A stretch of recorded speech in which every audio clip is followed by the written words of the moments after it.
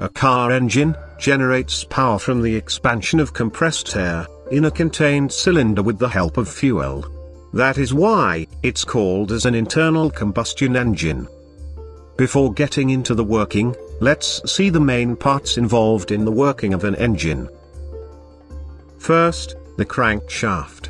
This is the part which converts the linear motion of the piston to a rotational force. Next, the pistons and the piston rods.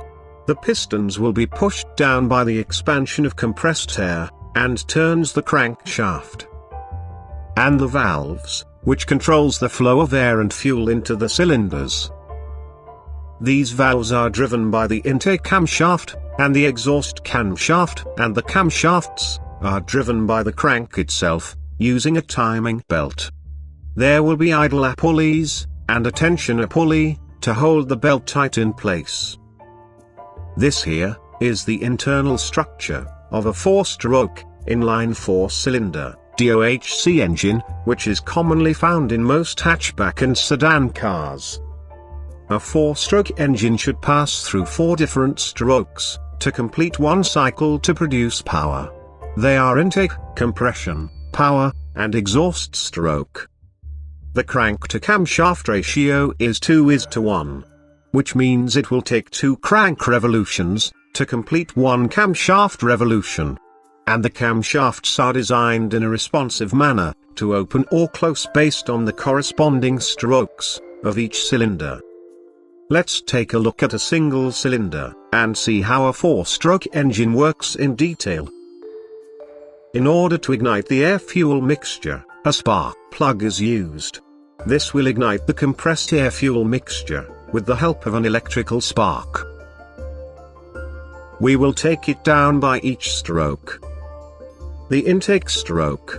The inlet valve opens and the downward movement of the piston creates a suction. This pulls the air-fuel mixture into the cylinder. Once the air-fuel mixture is in the cylinder, compression stroke begins compressing the mixture. At this time both inlet and outlet valves stays closed. At the end of compression stroke, the air-fuel mixture is ignited by the spark plug. The explosion exerts pressure and pushes the piston down. This is the power stroke which produces power to the crank.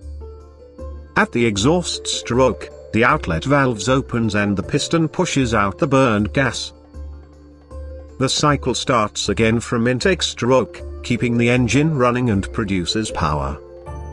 For a carburetor engine, the air and fuel are mixed inside the carburetor assembly, and fed to the cylinders.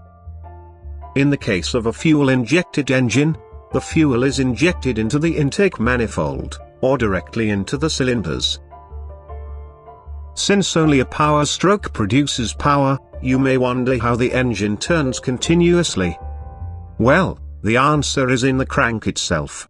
The flywheel and the crank counterweights provides momentum, which keeps the crankshaft from stopping immediately. For a 4-cylinder engine, considering any time instance, one cylinder is always in power stroke, which produces more power and less vibrations comparing to a single-cylinder engine. And that is how a car engine produces power in simple. Thanks for watching, and stay tuned for more presentations from Autotech Labs.